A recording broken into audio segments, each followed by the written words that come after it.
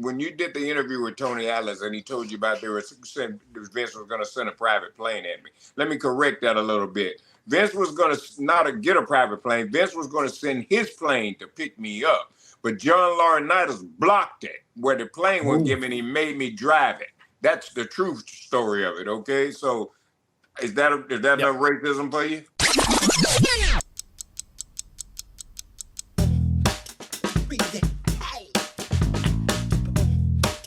Hello, everybody, and welcome to an all-new episode of the Wrestling Time Machine. I'm your host, Mac Davis, along with my two co-hosts, pro wrestling journalist, Mr. Bill Apter, and WWE Hall of Famer, Teddy Long. Hey, guys. Holla, holla, holla. How y'all By doing? the way, I'm doing this edition topless. As you know, I usually have the baseball cap on. You know what we need right now? The producer of this video needs to get a blue dot and put it on there because this is not an R-rated show. So if he's, topless, we need to put a little blue dot over Bill's face right there. That's it. So. Haven't done this in a long time. I wanted to bring up over the weekend a couple of things that happened since the last time that we have talked. Bill Apter, of course, you received the Lifetime Achievement Award from the Premier Network. Is that right? Yes, from the Premier Streaming Network, Josh Chernoff and Freddie Prinze Jr. and their whole crew. Unfortunately, I couldn't be there. Josh will come down to Apter's Alley and present it to me here, but they ran a wonderful video that I was so flattered to see, and that was the precursor to the award. So I just want to thank the Premier Streaming Network, and it's amazing that I got that Lifetime Achievement Award. Yeah. And it's nice to see you working along with, some guys that I know you know very well. Josh, he was one of the Apter boys, as we call a certain group of guys who've come through Apter's Alley, who've gone on to do other things because of Bill and the mentorship that he offers a lot of the young talent that are seriously wanting to get into the business. Teddy, I would have rather had a woman tour instead of a mentor. But don't we all? Little Miss Robinson. Let's see, Teddy, let me ask you, this past weekend, we had a lot of fun. We hung out with Nick Patrick in Deep South Wrestling and a big barbecue and wrestling event. Well, first of all, let me congratulate Bill on the Lifetime Achievement Award, man. Congratulations. And thank you, sir. Yeah, and I also got one myself from AJ and Dragon Con Wrestling. They gave me one of those too. So, but Bill, just to know, you've done a lot of great stuff in this business, man, and you continue to do it as you live each and every day. So congratulations to you. Now, we'll talk about Dad's Barbecue and Deep South Wrestling. Well, Matt and I were there this past weekend, had a great wrestling show. They crowned the new champion. I think Skrilla the Great is the new champion there. That is correct. Had a great show there, and so we were just happy to get out and support Deep South Championship Wrestling. And we had a good time with some of the guys that we got to meet, too. I haven't seen Robert Gibson in a while. We got to spend the afternoon with Robert Gibson. And also Eric Bischoff was there, who had mentioned that he had listened to the shows. But what struck me with, and I'm going to put myself over just for a second, because it was something that... just for a second. Just for a second. Because for the first time, we were sitting around. That was it. Teddy and I were sitting at the table when Bischoff came over. He had made a comment about the marketing of the show. He had no idea, who does what or stuff like that. And Teddy just quickly told him, this is the guy right here. And to hear him say that the quality of the work was really good, I appreciate that very much. It's nice to hear somebody who's actually at a high level that he was in the business who can look at it and go, guys, this is quality stuff. You're doing good stuff. Well, I didn't know you were going to say that. I don't blame you. And that's not putting yourself over it. That's just telling the truth. Mac does a hell of a job here. He's like a one-man band. So all the graphics, all the funny stuff that you see on the show, Mac does all that. Okay, so golly, congratulations to him too. So it ain't putting yourself over, man. It's the truth. And let me put you over, Mac, that a lot of the videos you see on their podcast, and so many other things at the International Professional Wrestling Hall of Fame And voiceovers, that's all Mac Davis. So, yeah. Thank you. I appreciate that. I wasn't trying to get all that. I just wanted to say that how much I appreciated somebody actually acknowledging the work. It's nice to hear. Teddy, when do we get that check for putting him over? Just next week. It comes in the check next week. Yeah. We're not on the air, right? Okay. No, not yet. No. Right. Bill, bring us up to date. We had another week of losses. We lost two more, wrestling legends here. Can you tell us about the ones we've lost now? Well, one of them, I think Teddy knew back in WCW, back in the days of Brett Sawyer, when he was feuding with Tommy Rich. His brother, Brett Wayne Sawyer, who I saw at the Gathering in August last year, unexpectedly passed away. And boy, he was a really nice guy. And the other one was Sheik Adnan Al-Kaisi. What a career he had. Now, I didn't know initially that was the same guy that I met when I was starting to cover wrestling in the 70s, the partner of Chief Jay Strongbow. He was an Indian wrestler at that point. So that's how I first met him. He was Strongbow's partner, and then he went back to becoming Sheik Adnan Al-Kaisi. So very really nice guy, very sweet, very lighthearted, always had a nice thing to say. So gonna miss him, and gonna miss Brett Sawyer as well. Brett was Teddy. What do you remember about Brett Wayne Sawyer?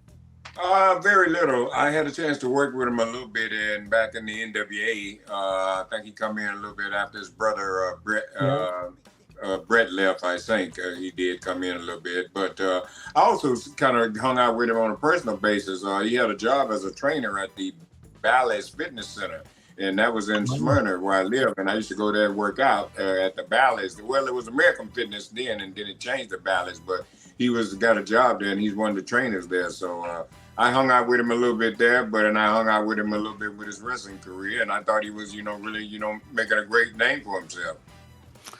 By the way, right. Adnan Al-Kaisi's name when I met him was Billy White Wolf back then. Really? Yeah. See, there's some trivia I didn't know. I never did get a chance to meet him either. I saw his work there with Vern Gagne a lot, and but I never did get a chance to meet him or work with him. Bro, Matt Riddle back in the news. Oh, that bro. I thought you meant the Russo bro. That was pretty good, wasn't it? He's back in the news. He made claim. I actually was on line when he made this claim and posted a picture. And the story being that it is now a deleted post. Let me make sure that's clear. It's no longer up. You can't find it anymore unless somebody screenshot it. But Matt Riddle has accused someone of sexual assault at JFK Airport. He even went as far as I mentioned, posting the picture of the individual online. But new reports are now saying there's a little bit more to the story, and maybe what Matt's saying is not 100% correct. They now say that TMZ reporting that they spoke with law enforcement sources who claimed they were shocked by Matt Riddle's allegations because they were called in for a disorderly passenger.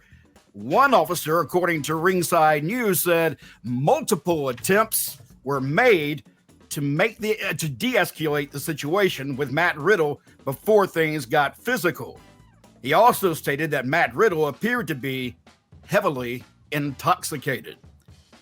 Is this bad news for Matt Riddle? Wait a minute, a wrestler heavily intoxicated? Well, the bad thing for Matt Riddle is he just went through rehab not long ago, did he not? Yeah. I don't know. I believe that's the case. I believe Matt Riddle was in rehab. He's been brought back in. He was going to do a program with Drew McIntyre, and I'm not so sure that program will still happen. Well, let me tell you something. What can you expect from a guy that walks out on TV naked? Okay, the man is naked. The man walks out on TV with nothing but some tight. He has no shoes, The man is naked. So that's all I gotta say. No shoes, no shirt. Bill, does this put Matt Riddle's employment at concern? Because, I mean, just today, which is more big news, we'll just talk about that as well right now, WWE is no longer controlled mostly by Vince McMahon anymore because the merger went through. Yeah, but listen, I'm going to solve the riddle. Okay. At this point, we don't know what happened there. Again, it's all hearsay, so to say, police reports. I haven't looked at any of those yet, so I can't comment on it. But I do know that wrestlers way back in the 80s, when they used to go to Japan, nobody got off that plane sober. Right, Teddy? Well, yeah, and like I said, I love Matt Riddle to death. I had a chance to talk with him, man. Matt's a smoker too, so like I'm saying, Matt might have been just stoned. I don't know, who knows? But I think it's absolutely just as funny. It's really funny to me. I'm not taking it serious at all. Well, the only bad thing is that the person that he posted the picture of, the security guard, and went online, he made that person out to be a pervert, basically, for feeling him up. And this guy's picture now, he got, blasted online. So everybody has seen his picture now. Now it's pixelated, but the day it came out, it wasn't pixelated. Okay, so this guy's got a legitimate reason maybe to be pissed off with him. And you might see charges come against Matt Riddle now, is what I'm beginning to wonder. Well, I got what you're saying. I got what you're saying now. I didn't know, that he had done all that. Yeah. Put somebody out there. Well, the only thing I can say now, if he done all that, I hope that what's happening, I hope he's telling the truth. I hope he can prove that, because if he's done that, he's in a lot of trouble if this is not true.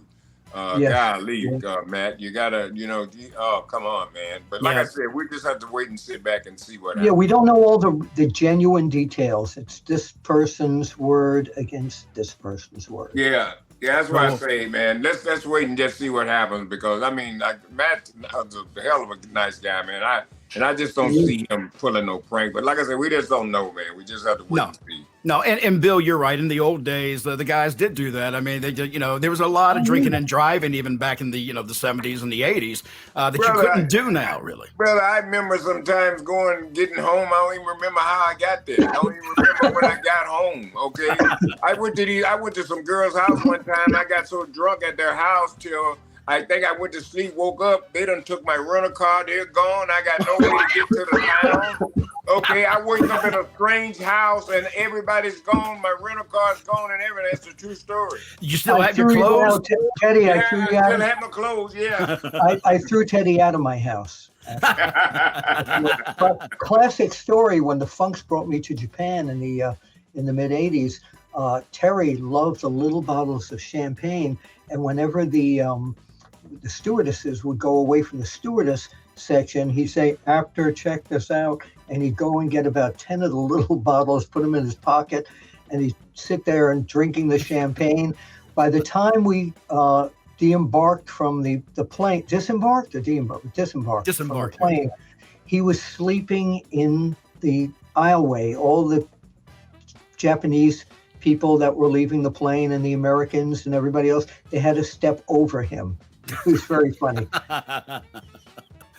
Let me bring up some other news that has made it kind of hot lately. Devon Dudley, while speaking on Good Karma Wrestling in a podcast, said, "I remember," this quote now, "I remember when I first broke into the business in 91. You have to understand that racism was still alive and well, just like I feel it's still alive and well today. I like to say what Malcolm X used to say, quote, a lot of Klansmen turned in their white sheet for a suit, end quote.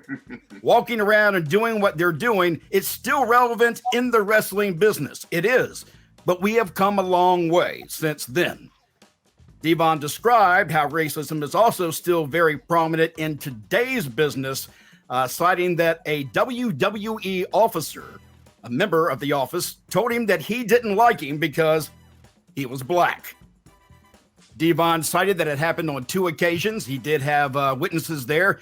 Bubba Ray was there in both cases. And in one case, Paul Heyman, Tommy Dreamer, and Spike Dudley were there with you when that comment was made. He says, to this day, I have no respect, nor do I like this individual who is no longer with WWE. I can imagine 2 names that come to mind almost immediately that I would imagine he is speaking about. Teddy, how bad? You know, I can't answer this question. Bill can't answer this question, but you can.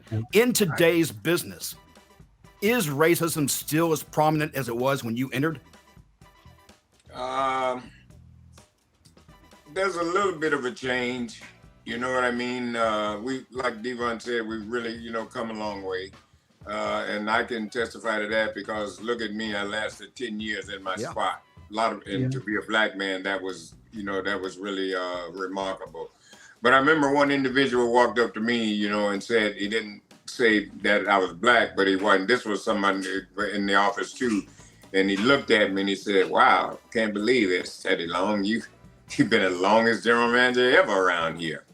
So what that individual was telling me then is, your time is up. Yeah. Okay, but they didn't know I understood that. See, because I always kept, I stay quiet, just act like, okay, whatever. And so but I knew then.